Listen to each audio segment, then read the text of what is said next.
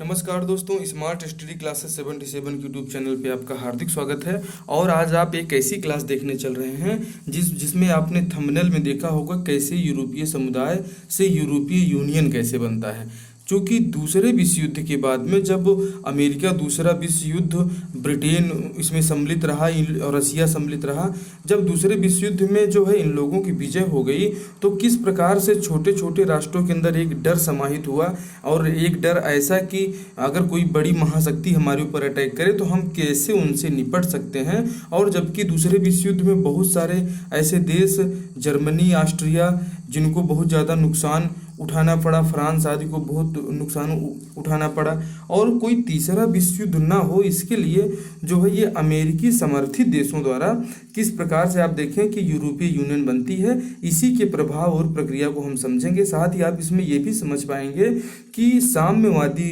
जो रसिया है और जो साम्यवादी चीन है, इनके विस्तार को रोकने का एक जो प्लान है अमेरिका का, लोकतंत्र समर्थित देशों को नए नए उपनिवेश, जो इनके उपनिवेश आज़ाद हुए, जो ब्रिटेन ने छोड़ा, जो पुर्तगालियों ने छोड़ा, जो है फ्रांस वालों और जर्मनी वालों ने छोड़ा, तो इन जो नए जो है संप्रभु राज्यों की जब स्थापना हो रही थी, देशों की स्थापना हो रही थी, तो उसके लिए वीडियो बहुत महत्वपूर्ण होगा। आइए देखते हैं कि यूरोपीय समुदाय कैसे यूरोपीय यूनियन की शक्ल में आ पाया और इसका प्रभाव और प्रक्रिया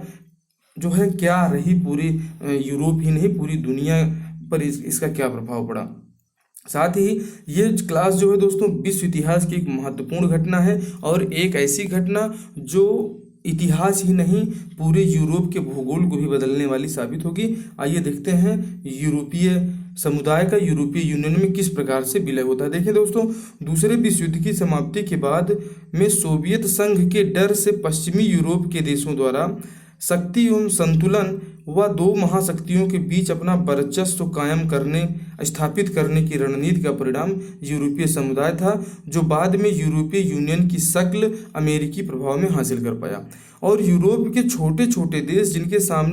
जिनके जमाने में कभी सूर्यास्त नहीं होता था, इन सबका सूरज जब डूबने लगा तो इनको यूरोपीय एकीकरण की याद आई। दोस्तों, तात्पर्य ये है कि ये जो ग्रेट ब्रिटेन है, आप यहाँ फ्रांस देखेंगे और ये जर्मनी देखेंगे, तो ये जो देश हैं ये जो है यूरोप के, इन देशों द्वारा आप देखें कि कभी ये लोग यहाँ से निकल कर जो ब्रिटेन के वासी हैं, जिनको यूनाइटेड किंगडम कहा जाता है, ये अमेरिका चले जाते हैं और अमेरिकी बैसपूसी जो है ये जो नई दुनिया खोजता है, ये नई दुनिया पर भी इनका कब्जा हो जाता है। यहाँ से इन लोग हमारे भारत पर भी कब्जा कर लेते हैं, भारतीय उपमहाद्वीप पर भी इनका कब्जा हो जाता है। और पुर्तगाली तो आप देखें कि हमारे गोवा को कितने बाद में छोड़ के गए हैं, और फ्रांसी, हमारे यहाँ फ्रांसीसी भी है। तो अपने भारत की परिस्थितियों से अगर इनको लिंक करने की कोशिश करें तो ये हमारे भारत पे जो है अपना कब्जा और हमारे भारत को अपनी गुलामी की जंजीरों में जकड़ने वाले देश, आज इनके ऊपर एक खतरा आ गया। और जब चूंकि यूरोप के ये देश इतने मजबूत हुआ करते थे, इनकी जो नौसैनिक शक्ति है इतनी ज़्यादा थी कि अपनी नौसेना के दम पर ही धीरे धीरे आप देखें कि भारत में काली कट पर क्यों आते हैं लोग, पहले चूंकि इनकी नौसेना बहुत ज़्यादा थी, और धीरे धीरे ये समुद्री मार्गों से ही भारत में इंटर करते हैं। और इंटर करने के बाद चूंकि आप देखें यहाँ पर जो ऑटोमन साम्राज्य है, ये ऑटोमन साम्राज्य जो है इसने जब पूरी रास्ता बंद कर दिया, ये ऑटोमन साम्राज्य का एरिया है। ऑटोमन साम्राज्य में तो ये लोग ऐसे सड़क के रास्ते हमारे देश नहीं आ सकते थे। साथ ही आज हम जो देख रहे हैं कि इन्हीं चीज़ों को जोड़ेंगे कि छोटे छोटे राष्ट्रों का जो सूर्यास्त हो रहा था, ये सूर्यास्त का मतलब आप समझें, इसलिए इनको अपने यूरोप के एकीकरण की याद आई, और ये यूरोपीय समुदाय और यूरोपीय यूनियन जो है बनने की प्रक्रिया आज हम समझते हैं। देखिए दोस्तों, यूरोपीय समुदाय के बारे में हम लोग चर्चा कर रहे हैं। जब दूसरा विश्व युद्ध 1945 में समाप्त होता है, जब 1945 में जापान के हिरोशिमा और नागासाकी पर 6 अगस्त और 9 अगस्त को अमेरिका द्वारा परमाणु बम गिरा दिया जाता है, तो इससे सभी देश घबरा जाते हैं और फिर धीरे धीरे यहाँ पे शांति कायम होने लगती है। और जब ये यूरोप की छवि दूसरे विश्व युद्ध में दोस्तों दुनिया भर में यूरोप की छवि धीरे धीरे क्षीण होने लगी, जिससे यूरोपीय आर्थिक एवं राजनीतिक जो है ये यूरोप कमजोर हुआ और पूर्व सोवियत संघ की जो विस्तारवादी नीति थी इससे भी घबराहट इन यूरोप के छोटे छोटे देशों में हो रही थी दोस्तों। तो इसके साथ में एक डर और इनको हो रहा था कि जो एक ध्रुवीय विश्व हो चुका था दूसरे विश्व युद्ध के बाद में, अमेरिका जो है सबसे मजबूत और सबसे बड़ा लोकतांत्रिक जो है और सबसे ताकतवर सैन्य क्षमता के साथ में, इससे भी इनकी क्षमता से भी अमेरिकियों के उत्कर्ष से भी जो है यूरोपियों में डर पैदा हो रहा था, क्योंकि ये यूरोपीय वही हैं जो अमेरिका को भी कभी गुलाम बना के रखे थे। तो इससे भी बचने के लिए यूरोपीय समुदाय एक कोशिश में लगा और ये कोशिश का परिणाम आप देखें क्या होता है कि यूरोपीय समुदाय दोस्तों दो महाशक्तियों के बीच यूरोपीय देशों ने आत्मरक्षा और उन्नति के लिए विविध आर्थिक एवं राजनीतिक संस्थाओं का निर्माण का खाका तैयार करने लगे थे, जिससे यूरोप की एकता और अखंडता और मजबूत हो सके। और इसी डर के कारण यूरोपीय समुदाय का गठन हुआ। ये बिल्कुल दोस्तों पूरी तरह से सत्य है कि इनके डर के कारण ही ऐसा होता है। इनमें सबसे पहला जब यूरोपीय समुदाय बनने की प्रक्रिया कहाँ से प्रारंभ होती है, तो ये दोस्तों जियान मोने व रॉबर्ट शुमा जो एक फ्रांसीसी नेता थे और यूरोप की महत्ता पुनः विश्व में स्थापित करने के लिए यूरोपीय महाद्वीप के देशों में यह समझाने में ये सफल रहे यूरोपीय महाद्वीप के देशों को कि यूरोपीय देशों की एकता के बिना विश्व रंगमंच पर हमारी महत्ता स्थापित नहीं हो सकती, जिसके फलस्वरूप यूरोपीय कोयला एवं इस्पात समुदाय की स्थापना होती है दोस्तों। ये 1951 में होती है। ये पेरिस संधि में France, Germany, Italy, Belgium, Netherlands, Luxembourg के हस्ताक्षर से एक यूरोपीय कोयला एवं इस्पात समुदाय की स्थापना होती है 1951। आप देखें कि 1945 में विश्व युद्ध के बाद में कैसे जो है पुनः एक बार शक्ति संतुलन या शक्ति को स्थापित करने का प्रयास होता है और जिसका लक्ष्य समुदाय की अर्थव्यवस्था को ठीक करना था। मतलब पहले आर्थिक मजबूती होगी और आर्थिक मजबूती के बाद इनका राजनीतिक एकीकरण होगा।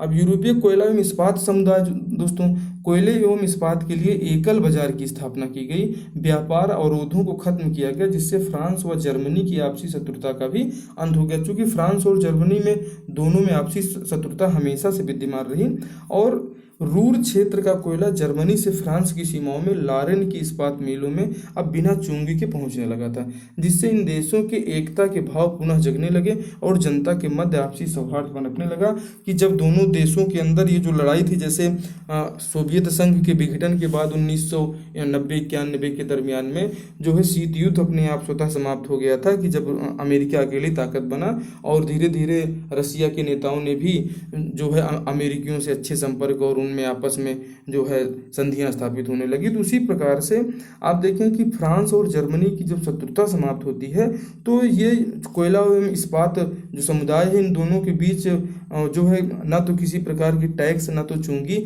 एक दूसरों की सीमाओं में जब इनका आना जाना प्रारंभ हुआ तो इससे इनका जो है बाजार मजबूत होने लगा। और इसके बाद इन्होंने यूरोपीय आणविक ऊर्जा समुदाय भी बनाया दोस्तों 1957 में। ये इसकी सफलता से जो है 1957 ईस्वी में यूरोप के 6 देश, जिसमें शामिल था इटली, जर्मनी, फ्रांस, नीदरलैंड, इन लोगों ने मिलकर दोस्तों आणविक ऊर्जा के विकास के लिए कार्य करना प्रारंभ किया, जिसे यूरोटॉम भी कहा जाता है। ये पूछा भी जाता है परीक्षाओं में, इसे आपको याद रखना है कि यूरोटॉम क्या है। तो यूरोटॉम जो है ये यूरोपीय आणविक ऊर्जा समुदाय है। तो आगे देखें दोस्तों कि यूरोपीय आर्थिक समुदाय एवं यूरोपीय साझा बाजार का भी विकास होता है 1951 में। जो है यूरोपीय कोयला समुदाय की सफलता से इन सभी राष्ट्रों ने 1957 में यूरोपीय आर्थिक समुदाय की स्थापना की दोस्तों। चूंकि इनके बीच जब निर्बाध आवाजाही हुई और जब सीमा शुल्क और जो है जो टैक्स और चुंगी ली जाती थी, जब ये सब बंद कर दिया गया तो यूरोप की जो व्यवस्था हुई, इन्होंने जो है एक यूरोपीय आर्थिक समुदाय की स्थापना की, जिसका मुख्यालय बेल्जियम के ब्रुसेल्स में रखा गया दोस्तों। और साझा बाजार के तहत आर्थिक क्रियाओं के रहन सहन के स्तर में इनकी वृद्धि हुई। सदस्य देशों में विकास के साथ साथ इनके निकट संबंध भी स्थापित किया गया। तट कर शुल्क को समाप्त कर एक समान कृषि यातायात नीति अपनाई गई। कि ये आप देखें यूरोप में जो आज आप व्यवस्था देख रहे हैं कि आप सीधे अभी यूक्रेन से आप नीदरलैंड चले जाते हैं, पोलैंड चले जाते हैं और बाई रोड और बाई रूट इनका आवागमन में किसी भी प्रकार की आपको चुंगी या कि सामान चेकिंग की आवश्यकता नहीं है। अगर आप यूरोप में एंट्री कर गए हैं तो आप निर्बाध रूप से पूरे यूरोप में भ्रमण करें। साथ ही गैर सदस्य देशों के साथ एक समान तटकर, अगर इन यूरोपीय जो ये इनका आर्थिक समुदाय है जिसमें इतने देश सम्मिलित रहे दोस्तों, तो ये इनके देशों में जो है अगर कोई बाहरी देश इनके यहाँ व्यापार करना चाहता है तो वो चाहे फ्रांस से व्यापार करे तब भी एक समान तटकर लगेगा, जर्मनी से करे, नीदरलैंड से करे, ब्रुसेल्स या बेल्जियम से करे। तो ये जो इनकी नीतियां जब एक हुई तो इनका जो है विकास दोस्तों, यूनिटी में तो विकास होता ही है, इसलिए इनका यूरोपीय आर्थिक समुदाय भी जो है यूरोपीय साझा बाजार, जिसमें बिना किसी चूंगी के इन लोग एक दूसरे देश से दूसरे देश आना जाना कर सकते थे। और इसके बाद देखें कि एक दोस्तों सेजन समझौता है, इसके तहत राष्ट्रीय सीमाओं को मुक्त करने के लिए लग्जमबर्ग के सेजन में समझौता जून 1985 में किया गया, जो 1995 में लागू हुआ, जिसमें चेक पोस्ट को समाप्त किया गया, जिससे सीमाओं पर नागरिकों एवं वस्तु सेवा आवागमन मुक्त रूप से हुआ और यूरोप को एकल राज्य बनाने का लक्ष्य रखा गया। आप देखें दोस्तों कि यूरोप के जो देश हैं इसमें आप जो है सीमाओं को जो है कर मुक्त कर दिया गया और यहाँ पे किसी प्रकार का चेक पोस्ट नहीं स्थापित किया गया, जिससे कि इसमें निर्बाध आवागमन हुआ। और जब आवागमन इनका जो है निर्बाध रूप से हुआ, सामानों कोई चेकिंग भी नहीं, और जिससे कि जो है इनके समय की इनकी बचत होने लगी और एक दूसरे की सीमाओं में प्रवेश में जो समय खर्चा होता था वो ये यूरोप के जो लोग हैं, यूरोपीय जो देश हैं, इन देशों द्वारा ये बहुत बड़ा कार्य किया गया, जिससे इनका विकास संभव हो पाया। और आगे देखिए दोस्तों कि यूरोपीय आर्थिक समुदाय में 1973 ईस्वी में ब्रिटेन, आयरलैंड, डेनमार्क और 1981 में ग्रीस भी इसमें शामिल हो गया दोस्तों। अभी तक ब्रिटेन जो कि हमेशा अपने आप को एक बड़ी आर्थिक शक्ति और इन्हीं के ज़माने में सूर्यास्त नहीं होता था, चूँकि पूरी दुनिया के महाद्वीपों पर इनका कब्जा था, तो इसलिए इनके अंदर जो है धीरे धीरे जब इनका जो है दूसरे ये समुदाय ज़्यादा उन्नति करने लगे तो ब्रिटेन भी इसमें धीरे से घुस गया और ये भी इसका सदस्य बन गया यूरोपीय आर्थिक समुदाय का। 1986 में भी देखें दोस्तों पुर्तगाल और स्पेन भी इसके सदस्य बन जाते हैं। इन सभी में जो है ब्रिटेन जो प्रथम एवं द्वितीय विश्व युद्ध में अपराजय रहा, जिसके कारण स्वयं को हमेशा महत्वपूर्ण समझता रहा, क्योंकि जर्मनी को हार का सामना करना पड़ा था, क्योंकि जर्मनी भी इसमें शामिल था, तथा फ्रांस को जर्मन आक्रमणकारियों के समक्ष घुटने टेकने पड़े थे, तो फ्रांस भी कहीं न कहीं जो है पराजय रहा। और इन सभी में जो है जो ब्रिटेन की स्थिति थी ये अपराजय वाली स्थिति थी, इसलिए हमेशा जो है ब्रिटेन के लोग और ब्रिटेन की अर्थव्यवस्था अपने आप को सुप्रीम समझती रही और अंततः ये भी 1973 में यूरोपीय आर्थिक समुदाय का सदस्य बनने का ये निर्णय लेता है। इसके बाद एक आता है दोस्तों एकल यूरोपीय एक्ट, जो बहुत महत्वपूर्ण है, 1986 में आया। एकल यूरोपीय एक्ट के तहत यूरोपीय देशों को विदेश गृह एवं आर्थिक नीति 1987 में लागू की गई दोस्तों। और एकल यूरोपीय एक्ट के द्वारा यूरोप एकल बाजार बना, कि जिससे कि यूरोप के जितने भी देश हैं इन सभी देशों में आप एक प्रकार का कर होगा, एक प्रकार का इसमें जो है मूल्य रहेगा, और उनका जो है मजदूरों का जो मजदूरी है वो भी सब एक प्रकार की रहेगी, जिससे इनके मध्य मुक्त आवाजाही प्रारंभ हुई और ये यूरोपीय एकता को स्थापित करने में पूरी तरह से ये सभी एक्ट इसमें सफल रहे। और इसके बाद ये यूरोपीय समुदाय दोस्तों, यूरोपीय समुदाय के सदस्यों में कोयला एवं स्टील का व्यापार बढ़ने से उत्पादन लागत जब इनकी कम हो गई दोस्तों, तो इनका आयात भी कम हुआ, जबकि निर्यात में इनके अभूतपूर्व वृद्धि हुई और सामाजिक एवं कल्याणकारी योजनाओं का इनका विस्तार हुआ, जिससे खनन कार्यों में लगे श्रमिकों को आवास, चिकित्सा एवं शैक्षणिक सुविधाएं भी मुहैया कराई गई, जिससे इनका जो है ऊर्जा के ऊपर एक कंट्रोल हुआ और इनकी शक्ति, इनकी ताकत जो है बढ़ने लगी। अब देखें दोस्तों, जब ताकत इनकी बढ़ रही है तो अब इसके बाद स्थिति ये आ जाती है कि ये यूरोपीय समुदाय का जो है यूरोपीय संघ में परिवर्तन कैसे होता है। 1991 में दोस्तों नीदरलैंड के मास्ट्रिच नामक स्थान पर यूरोपीय आर्थिक समुदाय के 12 सदस्यों का सम्मेलन यूरोप के एकीकरण में मील का पत्थर साबित हुआ। जो इनके 12 देश थे उनके बारे में भी आपको इसी पार्ट में बताएंगे दोस्तों, जिसमें यूरोपीय एकीकरण के लिए पुरानी संधियों में संशोधन किया गया, जो इससे पहले चूँकि 1951 से यूरोपीय समुदाय जो है दूसरे विश्व युद्ध के बाद ही 1951 में बना, और धीरे धीरे दुनिया भर के जो है यूरोप के जो जितने भी कंट्रीज थी उन्होंने इसमें शामिल होने का प्रयास किया। और जब इन्होंने पुरानी संधियों में संशोधन कर दिया तो ये जो आर्थिक समुदाय है दोस्तों, इसका नाम बदलकर यूरोपीय संघ कर दिया गया, जो नवंबर 1993 से अस्तित्व में आया। क्योंकि 1991 की घटना है कि जिसमें यूएसएसआर दोस्तों टूट जाता है। और जब यूएसएसआर टूटता है तो यूएसएसआर से टूट के जो बनने वाले 14 नए देश थे, एक स्वयं रसिया था जो 15वां देश था, तो 14 जो नए देश बनते हैं इनमें भी जो है अमेरिका का इंटरफेरेंस धीरे धीरे जो है ये इंटरफेयर करना चालू करता है। और इसी इंटरफेरेंस कारण ये देखें यूरोपीय संघ है। अब ये यूरोपीय संघ में ये जो आपको देश दिख रहे हैं ये सब यूरोपीय संघ में शामिल हैं। France, Germany, Netherlands, Great Britain, Poland, ये सब जो है इसी के पार्ट हैं, यूरोपीय संघ के पार्ट हैं। और अब ये यूरोपीय यूनियन, और यहीं पे ये जो यूक्रेन स्थित है दोस्तों, ये यूक्रेन ये रसिया से अलग हुआ 1991 के दरमियान जब यूएसएसआर टूटा। और ये बहुत ही मजबूत जो है परमाणु शक्ति संपन्न देश था, लेकिन 1994 में इनके नेताओं की गलती के कारण इन्होंने परमाणु अप्रसार संधि पर हस्ताक्षर किया और अपने देश के जितने भी परमाणु हथियार थे वो सब परमाणु हथियार इसी रसिया को और अमेरिका को दोस्तों सौंप दिया गया, जिसके कारण से ये यूक्रेन अपनी आर्थिक और सामाजिक उन्नति तो कर पाया लेकिन रक्षा के क्षेत्र में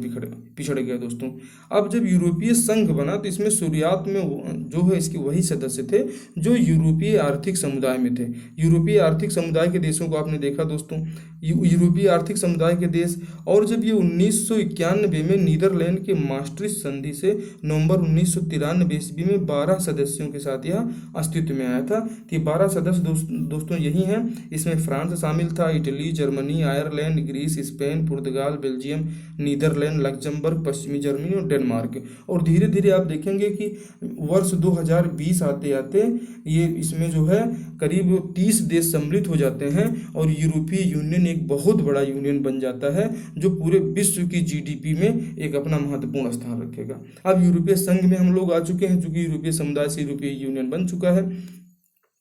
तो यूरोपीय संघ के लिए एक मौद्रिक संघ बनाया गया दोस्तों, जिसमें इन देशों के लिए एक संयुक्त मुद्रा यूरो अपनाने की अपील की गई। क्योंकि एक जो मुद्रा अपनाने की अपील की गई और इसका नियमन एवं नियंत्रण यूरोपीय बैंकों द्वारा किए जाने की व्यवस्था की गई। ये व्यवस्था इनकी दोस्तों सफल नहीं हो पाती है और यूरोपीय मुद्रा में वही सदस्य देश शामिल हो सकते थे जिनका कुल बजट घाटा जीएनपी से 3% कम हो, साथ ही राष्ट्रीय ऋण जो हो वो सकल उत्पाद से 60% कम हो और मुद्रास्फीति की दर यूरोपीय संघ के 3 सबसे कम मुद्रास्फीति वाले जो देश हैं, जो राज्य हैं इनके, उनकी मुद्रास्फीति से जो है उनकी मुद्रास्फीति से भी 1% कम होना चाहिए। साथ ही ब्याज दरों में इनकी स्थिरता हो और राष्ट्रीय मुद्रा के मौद्रिक मूल्य में स्थिरता वांछनीय थी। ये यूरोपीय संघ की जो है बहुत बड़ी मतलब ये चीज़ें थी कि तब इसमें यूरोपीय संघ का कोई नया राष्ट्र इसमें सम्मिलित हो सकता था। और जब इसमें नए राष्ट्रों की बात आई तो इसमें एक यूरोपीय संसद बनाई गई और उस यूरोपीय संसद में दोस्तों यूरोपीय संसद के सदस्यों की संख्या 567 निर्धारित की गई। साथ ही विभिन्न राष्ट्रों के साथ मिलकर नियमों कानूनों का निर्माण करने की शक्ति दी गई और ये जो नियम कानून बनते थे वो समस्त यूरोप के लिए दोस्तों एक जैसे होंगे। ये ऐसा नियम कानून यूरोपीय संसद बनाती थी। साल 2000 में नाइस सम्मेलन हुआ जिसमें यूरोपीय संघ में नए सदस्यों के शामिल होने पर संसद की जो सदस्य संख्या वो 728 तक बढ़ाने का प्रावधान किया गया और संसद में सदस्य राज्यों के प्रतिनिधित्व का निर्धारण, जनसंख्या मतलब कोई भी देश के कितने भी सदस्य उसमें शामिल होंगे तो उनकी देश की जनसंख्या और उनकी आर्थिक क्षमता के आधार पर वो जो है इसमें सदस्य संसद में बन सकते थे। 1999 में दोस्तों एम्स्टर्डम की संधि होती है, ये भी बिल्कुल पूछा जाता है, जिसमें यूरोपीय संसद को यूरोपीय संघ के बजट की निगरानी का अधिकार दिया गया और जिससे यूरोपीय आयोग एवं यूरोपीय परिषद जो है जिम्मेदार होते थे, मतलब ये जो इनके बजट की निगरानी के लिए। और इसमें यूरोपीय आयोग भी बना और यूरोपीय परिषद में इन्हीं देशों के सदस्य होते थे। आइए देखते हैं दोस्तों कि ये यूरोपीय आयोग क्या है। यूरोपीय आयोग में 20 सदस्य होते हैं जिन्हें 5 साल के लिए नियुक्त किया जाता है और सभी फैसले जो है बहुमत के आधार पर तय होते हैं। इस यूरोपीय आयोग का मुख्य कार्य नीतियों को लागू करवाना और नई नीतियों की पेशकश करना। अगर यूरोपीय देशों के लिए ये अपने संघ के लिए कोई नीति बनाते हैं तो यूरोपीय आयोग का मुख्य कार्य है कि वो इन नीतियों को लागू करवा पाए और नई क्या आर्थिक नीतियाँ, इनकी सामाजिक नीतियाँ हो सकती हैं उसका निर्धारण करें। यूरोपीय अदालत का क्या कार्य है दोस्तों, इसको देख लेते हैं कि ये जो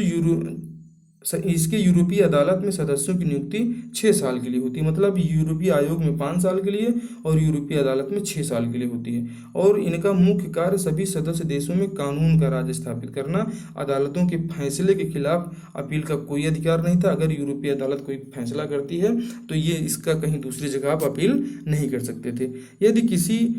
राष्ट्रीय अदालत, मतलब जो इसमें यूरोपीय संघ के देश हैं, यूरोपीय संघ के देश जो है और अंतर्राष्ट्रीय अदालत के फैसले में यदि कोई मतभेद होता है तो उसका जो है यूरोपीय अदालत का जो फैसला होगा वही सर्वोपरि माना जाता था कि ये इनका नियम बनाया गया। यूरोपीय अदालत अंतर्राष्ट्रीय अदालत से भी इनकी बड़ी थी और अगर इन दोनों में कोई मतभेद होता है तो यूरोपीय अदालत उसमें मुख्य भूमिका में रहेगी और उसी के फैसले माने जाएंगे। एक दोस्तों इसी जो है यूरोपीय समुदाय और यूरोपीय यूनियन की ताकत को बढ़ाने के लिए दोस्तों, और इसमें अगर कोई नया सदस्य देश शामिल होना चाहता है तो उन सदस्यों के लिए जो और नियम बनाया गया था उनमें 3 मानक महत्वपूर्ण: राजनीतिक मानक, आर्थिक मानक, प्रशासनिक एवं संसदागत मानक। तो ये जो राजनीतिक मानक हैं कि अगर आप यूरोपीय यूनियन में सम्मिलित होना चाहते हैं तो इसमें सुदृढ़ एवं प्रगतिशील लोकतंत्र की व्यवस्था हो। अब लोकतंत्र की व्यवस्था का जन्म कहाँ हुआ दोस्तों? तो यूएस में हुआ, अमेरिका में हुआ। ठीक है दोस्तों। अब मानव के अधिकारों को प्रोत्साहन, अब मानव के अधिकारों को देने के मामले में मौलिक अधिकार सबसे पहले जो है अमेरिका में जो दिया जाता है। साथ ही अल्पसंख्यक जो वर्ग हैं उनके हितों के संरक्षण की किए जाने की व्यवस्था अगर आपके देश में है तो आप यूरोपियन यूनियन के राजनीतिक मानक को आप पूरा कर रहे हैं। आर्थिक मानक क्या होना चाहिए? उदारीकृत बाजार व्यवस्था हो एवं स्वस्थ प्रतिस्पर्धा हो। मतलब किसी भी प्रकार की उसमें जो है कमजोरी नहीं होनी चाहिए कि साम्यवादी व्यवस्था टाइप का कुछ उसमें ऐसा ना हो कि बाजार का नियंत्रण जो है उदार हो और उदारीकृत व्यवस्था अगर आपके देश में है तो इसका आर्थिक मानक है, आप यूरोपीय यूनियन के सदस्य बन सकते थे। प्रशासनिक एवं संस्थागत क्षमताएं हों, जो यूरोपीय यूनियन या यूरोपीय जो है न्यायालय इसमें कोई अपना नियम कानून बना रहा है तो आपके पास ऐसा पुलिस ढांचा होना चाहिए और ऐसा प्रशासनिक मशीनरी होनी चाहिए कि जो इनके नियमों कानूनों को आपके देश में लागू करवा सके। ये 3 इनके मानक बहुत ही महत्वपूर्ण रहे जो कोपेनहेगन मानक 1993 में यूरोपीय संघ की सदस्यता के लिए बनाए गए थे। और दोस्तों यूरोपीय संघ की सदस्यता में देखें, यूरोपीय संघ के विस्तार में एक समान मुद्रा, समान नागरिकता एवं संयुक्त सैनिक कमांडर के साथ एक ही विदेश मंत्री जैसे प्रस्ताव सदस्य देशों में संप्रभुता को खंडित करने वाले थे। ये दोस्तों ऐसा था कि एक समान मुद्रा बिल्कुल संभव ही नहीं है कि जो है यूरोप के इतने देश जो है जो आज 30 देश हो गए हैं, 30 देश में हर देश की मुद्रा जो है ज़्यादातर देशों की मुद्रा तो यूरो ही है, लेकिन ब्रिटेन कभी भी अपनी मुद्रा का जो है वहाँ के किस नेता की फ़ोटो लगे, किस एक नेता का इसकी इमारत का चिन्ह लगाया जाए। और सैनिक कमांडर जब एक होगा तो आपके देश की जो सैनिक कमांडर है उसकी संप्रभुता बिल्कुल हनन हो रही थी, समान नागरिकता का भी दुष्प्रभाव हो रहा था। और ब्रिटेन जैसे शक्तिशाली देश ने यूरो जो मुद्रा इनकी सामूहिक मुद्रा यूरोपियन यूनियन की बन रही थी इसको इन्होंने स्वीकार नहीं किया। साथ ही अन्य देशों द्वारा साझी मुद्रा अपनाना कठिन साबित हो रहा था क्योंकि सभी राज्यों के आर्थिक एवं वित्तीय हालात एक जैसे नहीं थे। अब यूरो मुद्रा पर किस एक राष्ट्र नेता की जो है फोटो या किस एक इमारत का चिन्ह लगाया जाए ये भी विवाद की स्थिति बनी रही, जिसके कारण इसमें शिथिलता लाई गई और यूरोपीय संघ के विस्तार में ये बाधक काम की। लेकिन यूरोपीय जो यहाँ का प्रबुद्ध समाज है, प्रबुद्ध लोग हैं, इन लोगों ने इसको बाधा नहीं बनने दिया। और यूरोपीय यूनियन को आज भी देखें कि यूरोपीय यूनियन में शामिल होने के कारण ही यूक्रेन जो है खाली शामिल होने की बात करने के कारण आज उसकी ये हालत है कि पूरी तरह से रसिया उसके ऊपर अटैक कर रहा है, जो अपने साम्यवादी विस्तार का दुष्प्रभाव रसिया में ना पड़े इसके डर से। यूरोपीय संघ के विस्तार दोस्तों, इसमें फ्रांस के नाइस शहर में एक जो है संघ के विस्तार का निर्णय लिया जाता है, एक संधि होती है। और इस संधि में दोस्तों, इसी संधि के तहत यूरोप के बहुत सारे देश इसमें जो है सदस्य बनते हैं। और जब 1993 वाली संधि के माध्यम से ही इसमें ऑस्ट्रिया, फिनलैंड और स्वीडन देश संघ में शामिल हुए थे। लेकिन आप देखिए मई 2004 में 10 देश नए देश जो हंगरी, चेक गणराज्य, Poland, Slovenia, Estonia, Cyprus, Slovakia, Malta, Latvia, Lithuania, यूरोपीय संघ में 10 देश शामिल होते हैं। और ये देश वही हैं दोस्तों, ये लाटविया यही वो जो बाल्टिक देश ये हैं कि ये सब देश साम्यवादी व्यवस्था से जैसे जैसे आज़ाद हो रहे थे कि आज़ाद होकर लोकतांत्रिक व्यवस्था को अपना रहे थे, और लोकतांत्रिक व्यवस्था को अपनाने के साथ ही ये यूरोपीय यूनियन का सदस्य बनते जा रहे थे। 2007 में बुल्गारिया और रोमानिया ने भी इसकी सदस्यता हासिल कर ली, और 2013 में क्रोएशिया ने इसकी सदस्यता हासिल की। लेकिन इसी बीच 2016 में ब्रिटेन ने यूरोपीय संघ से बाहर जाने की घोषणा की, जिसमें आपने वहाँ पढ़ा था, उसमें पेपर में भी चल रहा था कि ये जो है वहाँ पे जो है जनसंग्रह कराया गया था, और जनसंग्रह में 51% लोगों ने यूरोपीय संघ से बाहर जाने का समर्थन किया था, और इसी कारण से ब्रिटेन यूरोपीय संघ से बाहर हो चुका है। अब पूर्वी यूरोपीय देशों को जो है बहुदलीय लोकतंत्र, कानून का शासन, बाजार आधारित अर्थव्यवस्था, सीमा शुल्क रहित व्यापार अपनाने की शर्त पर साम्यवादी देशों को भी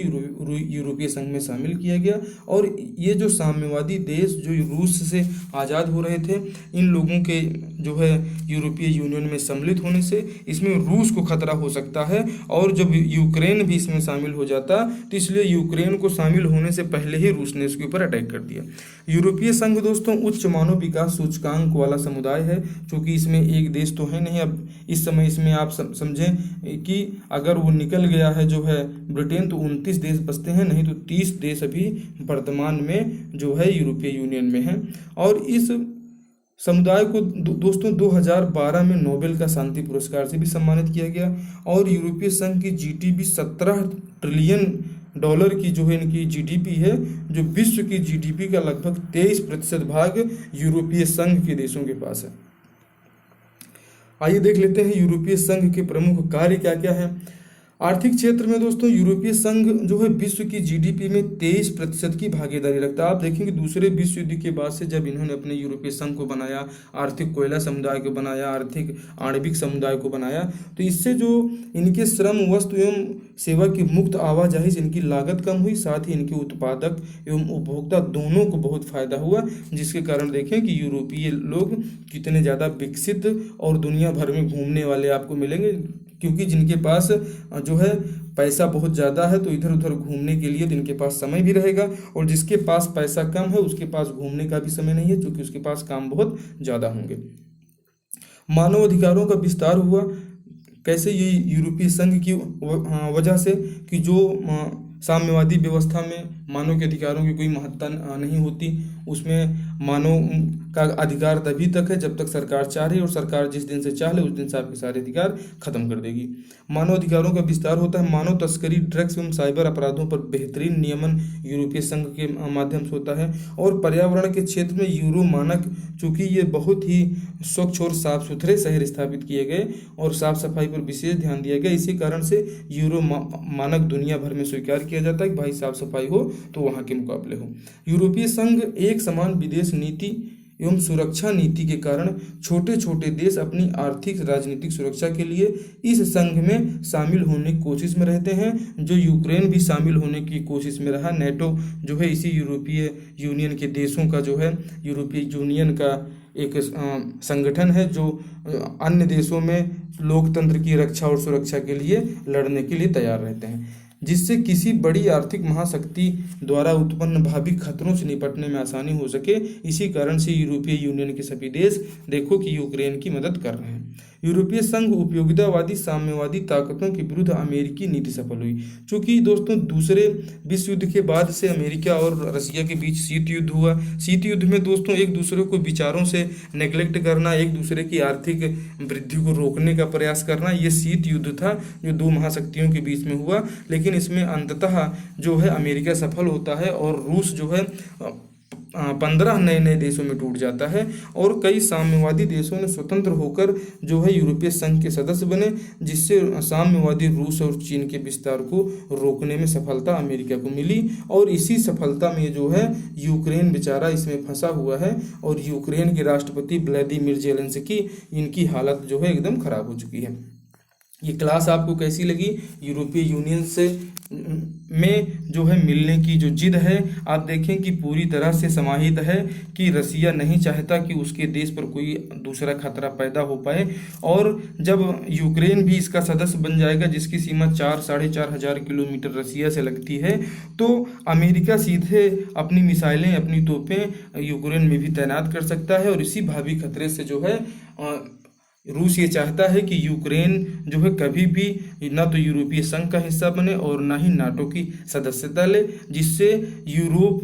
में एक शांति और स्थिरता बनी रहे और रूस फिर से एक बहुत बड़ी महाशक्ति के रूप में उभर रहा है। विश्व इतिहास का ये पार्ट आपको कैसा लगा? बहुत ही महत्वपूर्ण पार्ट था। आप लगातार इतनी देर तक हमारी क्लासेस पे बने रहे, इसके लिए धन्यवाद। और ये क्लास आपको कैसी लगी? दोस्तों, सभी पीसीएस और पीएससी, आरओ यारो मुख्य परीक्षा सहित एक दिवसीय परीक्षाओं और विश्व इतिहास की समझ के लिए बहुत जरूरी है कि किस प्रकार से ये सभी छोटे छोटे देश एक यूनिटी और एकता बना के इतनी बड़ी ताकत के रूप में स्थापित होते हैं, जो दुनिया भर के जो है इतनी बड़ी जो है जीडीपी और इतनी बड़े संगठन नाटो का गठन करते हैं, जिसका महाशक्ति के रूप में रसिया भी विरोध कर रहा है कि नाटो का सदस्य यूक्रेन न बनने पाए। इससे आप पूरी तरह से समझ गए होंगे कि यूक्रेन आज जो नाटो से मिलना चाहता है वो क्यों मिलना चाहता है, और चूंकि एक लोकतांत्रिक देश की शक्ल लेना चाहता है और अमेरिका का पिछलग्गू बनना चाहता है, इसलिए यूक्रेन भी